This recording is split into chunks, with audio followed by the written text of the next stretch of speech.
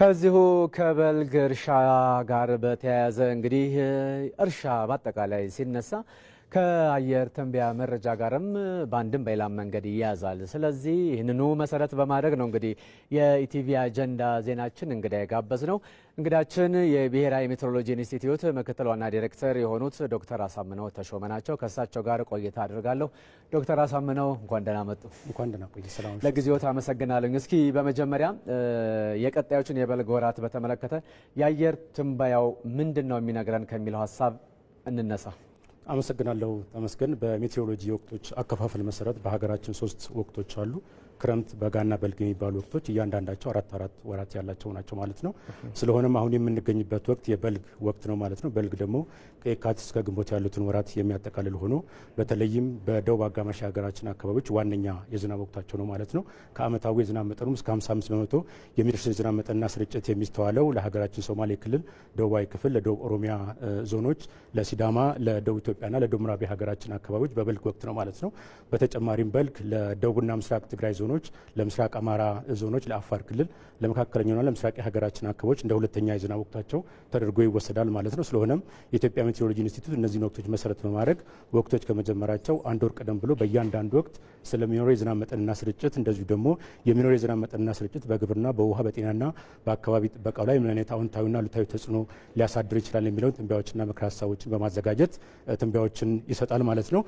ስለሆነም በዘንድሮ በበልግ 2017 ዓ.ም በተለይም በልግ ዋነኛ የዝናብ ወቅታቸው በሆኑ የሀገራችን አካባቢዎች መደበኛና ከመደበኛ በላይ የሆነ የዝናብ መጠንና ስርጭት እንደሚኖራቸው፣ በሌላ በኩልም እንደዚሁ የምዕራብ አጋማሽ የሀገራችን አካባቢዎች ከመደበኛ በላይ የሆነ የዝናብ መጠንና ስርጭት እንደሚኖራቸው ኢንስቲትዩቱ ትንበያ ሰጥቶ ነበር ማለት ነው። ስለሆነም ባለፈው የካቲት ወር የነበረውን የዝናብ መጠንና ስርጭት ለመጠቆም ያህል በተለይም ባለፈው በየካቲት 2017 ዓ.ም በአብዛኛው የሰሜን አጋማሽ የሀገራችን አካባቢዎች እንደዚሁ በምዕራብ አጋማሽ የሀገራችን አካባቢዎች የተሻለና የተስፋፋ የደመና ሽፋን ነበራቸው ማለት ነው። ከዚሁ ጋር ተያይዞ በብዙ ቦታዎቻቸው ላይ ከቀላል እስከ መካከለኛ መጠን ያለው ዝናብ አግኝቷል። በጥቂት በአምደ ወርቅና በአጽቢ አካባቢዎች ላይ እንደዚሁ በ24 ሰዓት ውስጥ ከ30 ሚሊ ሜትር በላይ ከባድ መጠን ያለው ዝናብ ተመዝግቦባቸዋል ማለት ነው። እንደዚሁ ባለፉት 10 ቀናትም የነበረውን የዝናብ መጠንና ስርጭት ለማስታወስ ያክል በተለይም ከእለት ወደ እለት ለበልግ ዝናብ መፈጠር ምቹ ሁኔታ የሚፈጥሩ የአየር ሁኔታ ክስተቶች በአብዛኛው የሀገራችን አካባቢዎች ላይ ከመጠናከራቸው ጋር ተያይዞ በብዙ የሀገራችን አካባቢዎች ላይ በብዙ ቦታዎቻቸው ላይ ከቀላል እስከ መካከለኛ መጠን ያለው ዝናብ ተመዝግቧል ማለት ነው። በተለይም በልግ ዋነኛ የዝናብ ወቅታቸው በሆኑት የደቡብ ኦሮሚያ ዞኖች፣ በቦረና ዞኖች፣ በጉጂ ዞኖች፣ በሲዳማ፣ በደቡብ ኢትዮጵያና በደቡብ ምዕራብ የሀገራችን አካባቢ በብዙ ቦታዎቻቸው ላይ በ24 ሰዓት ውስጥ ከ1 ሚሊ ሜትር እስከ 29 ሚሊ ሜትር ዝናብ ተመዝግቧል ማለት ነው። በሌላ በኩል እንደዚሁ በቡርጂ፣ በሳውላና በወላይቶ ሶዶ አካባቢዎች ላይ እንደዚሁ በ24 ሰዓት ውስጥ እስከ 55 ሚሊ ሜትር የደረሰ እጅግ ከባድ መጠን ያለው ዝናብ ተመዝግቧል ማለት ነው። ስለሆነም በሚቀጥሉት ቀናትም የሚኖረውን የአየር ሁኔታ ለመጠቆም ያህል በተለይም በሚቀጥሉት 10 ቀናትና በቀሪዎቹ የበልግ 2 ወራትም ከእለት ወደ እለት ለበልግ ዝናብ መፈጠር ምቹ ሁኔታን የሚፈጥሩ የአየር ሁኔታ ክስተቶች እየተጠናከሩና እየተስፋፉ እንደሚሄዱ አህዛዊ የትንበያ መረጃዎቻችን ይጠቁማሉ ማለት ነው። ከዚህ ጋር ተያይዞ በአብዛኛው የሀገራችን አካባቢዎች ላይ ጠንካራ የሆነ የደመና ሽፋን ይኖራል ማለት ነው። ከዚህ ጋር ተያይዞ በብዙ ቦታዎቻቸው ላይ በ24 ሰዓት ውስጥ ከ1 ሚሊ ሜትር እስከ 29 ሚሊ ሜትር ዝናብ ይኖራል ማለት ነው። በጥቂት የሀገራችን አካባቢዎች ላይ እንደዚሁ ከባድ መጠን ያለው ዝናብ ይኖራል ማለት ነው። ተመስገን። እንግዲህ ከዚህ ምስል ላይ እንደምንመለከተው በአብዛኛው የሀገራችን አካባቢዎች ላይ በሚቀጥሉት ቀናት ጥሩ የሆነ የዝናብ መጠንና ስርጭት እንደሚኖራቸው በጥቂት የምስራቅ አማራ፣ የደቡብ አፋር እና እንደዚሁም የደቡብ ምዕራብ የሀገራችን አካባቢዎች ላይ በ24 ሰዓት ውስጥ እንደዚሁ ከ30 ሚሊ ሜትር በላይ ከባድ መጠን ያለው ዝናብ ሊኖራቸው እንደሚችለው አሃዛዊ የትንበያ መረጃዎቻችን የሚጠቁሙት ስለሆነ በሚቀጥሉት ቀናትና በቀሪዎቹ 2 የበልግ ወራት የሚኖር የዝናብ መጠንና ስርጭት ምን አይነት ፋይዳ አለው ወይም ደግሞ ምን አይነት ጠቀሜታ አለው የሚለውን ለመጠቆም ያህል በተለይም በልግ ዋነኛ የዝናብ ወቅታቸውና ሁለተኛ የዝናብ ወቅታቸው በሆኑ የሀገራችን አካባቢዎች ላይ የበልግ የግብርና የስራ እንቅስቃሴን ለመጀመር እጅግ ከፍተኛ ጠቀሜታ ይኖረዋል። እንደዚሁ ደግሞ አዝርቶችን ለመዝራት እጅግ ከፍተኛ ጠቀሜታ ይኖረዋል ማለት ነው።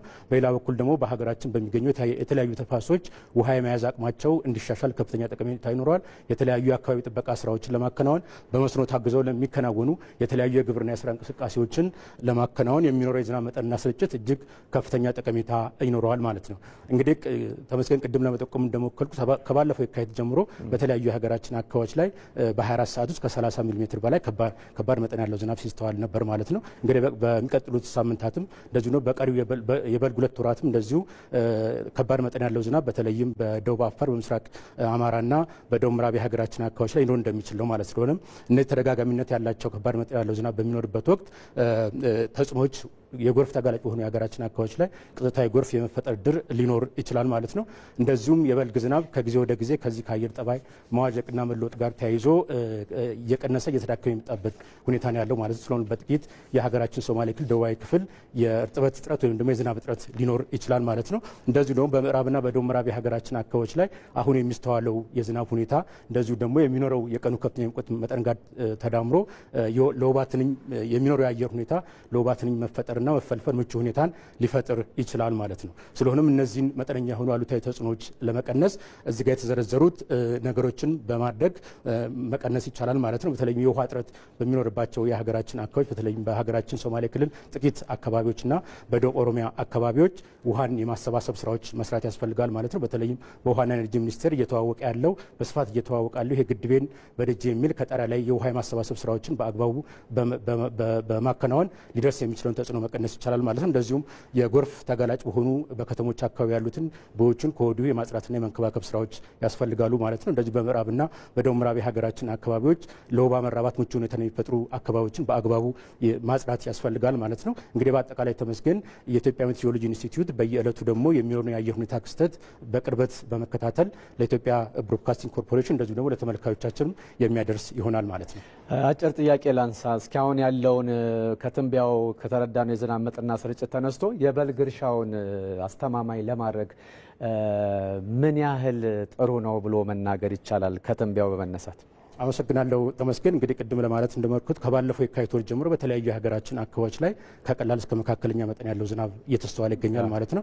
በቀሪዎቹ የበልግ ወራትም እንደዚሁ የሚኖረው የዝናብ መጠንና ስርጭት በተለያዩ የሀገራችን አካባቢዎች ላይ ተጠናክሮ የሚቀጥልበት ሁኔታ ነው ያለው ማለት ነው። ስለሆነም ይህ ሁኔታ እንግዲህ በልግ ዋነኛ የዝናብ ወቅታቸው በሆኑና እንደዚሁም በልግ ሁለተኛ የዝናብ ወቅታቸው በሆኑ የሀገራችን አካባቢዎች የበልግ የግብርና የስራ እንቅስቃሴን ለማከናወን የማሳ ዝግጅትን ለማድረግ እንደዚሁ ደግሞ አዝርቶችን ለመዝራት እጅግ ከፍተኛ ጠቀሜታ ይኖረዋል ማለት ነው። ስለዚህ ከታቀደው እቅድ አንጻር ስኬታማ ሊያደርግ የሚችል ነው ብሎ መናገር ይቻላል? ይቻላል። መልካም። የብሔራዊ ሜትሮሎጂ ኢንስቲትዩት ምክትል ዋና ዳይሬክተር ዶክተር አሳምነው ተሾመ ለጊዜውም ለሀሳቦም አመሰግናለሁ። እኔም አመሰግናለሁ።